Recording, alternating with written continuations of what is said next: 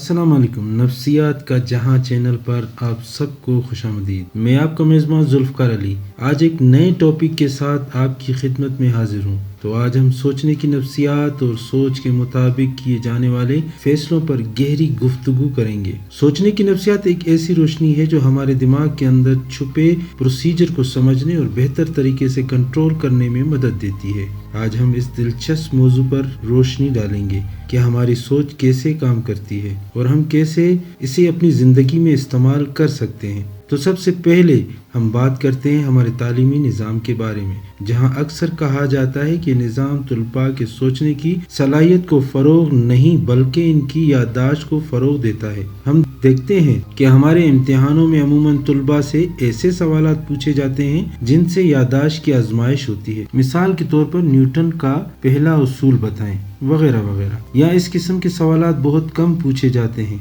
जिनका जवाब देने के लिए सोचना ज़रूरी हो। मसलन अगर आधे लोग एक कानून को पसंद करते हैं तो क्या फिर भी वो एक अच्छा कानून होगा? अब इन दोनों सवालात का जवाब देने के लिए तुलबा को माजी के तजुर्बात इस्तेमाल करने होंगे। और पहली मिसाल में तुलबा को न सिर्फ माजी के तजुर्बात को जहन में लाना होगा बल्कि इन तजुर्बात को नए सिरे से तरतीब भी देना होगा। लेकिन अगर तालिब इल्म को दूसरी मिसाल में पूछे गए सवाल के बारे में पहले से इल्म होगा तो वो इस सवाल का जवाब किसी किताब से देखकर या किसी से पूछ कर लिख सकता है और फिर इसे याद कर सकता है। इस तरह वो इस सवाल का जवाब सोच के बजाय याददाश्त की मदद से देगा। इन मिसालों से ये जाहिर होता है कि याददाश्त से मुराद माजी में सीखे हुए मवाद को दोहराना है, जबकि सोच में ऐसी मवाद को नए सिरे से तरतीब देना भी शामिल है।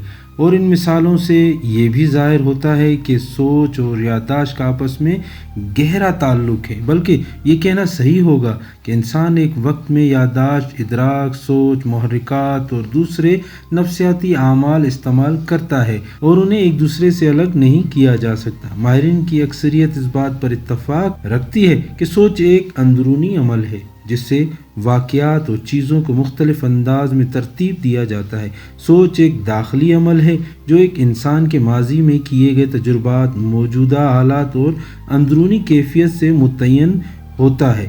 तअस्सुबात अक़ली ये एक ज़रूरी मसला है कि हमारी सोच पर असर डालने वाले तासुब हमारे फ़ैसले और नताइज को कैसे मुतासिर करते हैं।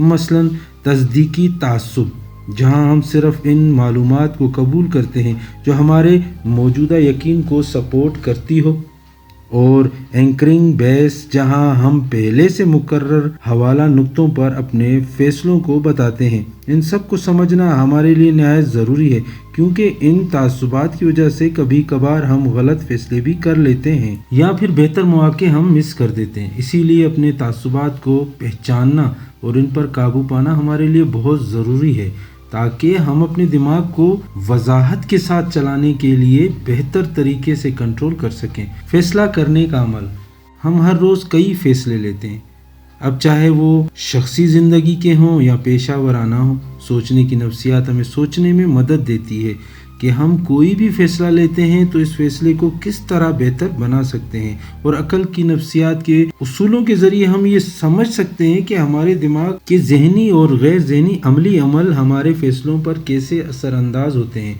फिर जब हम अपने फ़ैसलों को समझते हैं तो हम इन पर अपना कंट्रोल बेहतर तरीके से कायम कर सकते हैं और इस तरह हम बेहतर नताइज हासिल कर सकते हैं। समाजी असरात, हमारे आसपास के लोगों का, समाज और मीडिया का भी हमारे सोचने के अंदाज पर गहरा असर होता है। सोशल साइकोलॉजी के मुताबिक लोगों की राय, सकाफती मयारात हमारी रफ्तार और फैसलों को शक्ल देते हैं। इसीलिए अपनी सोच को बढ़ाते वक्त हमें चाहिए कि हम अपने आसपास के माहौल को भी मद्देनज़र रखें और अपनी सोच को आज़ादी से और तजुर्बाती तौर पर तज्ज़िया करें।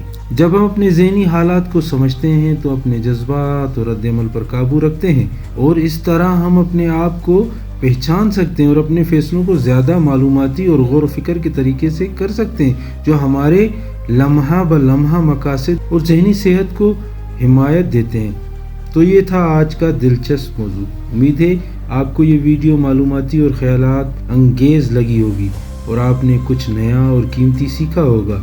अगर आपको हमारी दी हुई मालूमात पसंद आई हो तो हमारी वीडियो को लाइक करें, चैनल को सब्सक्राइब करें और अपने ख़यालात ज़रूर शेयर करें। ملتے ہیں اگلی ویڈیو میں، تب تک کے لیے اللہ کی امان میں. بہت شکریہ.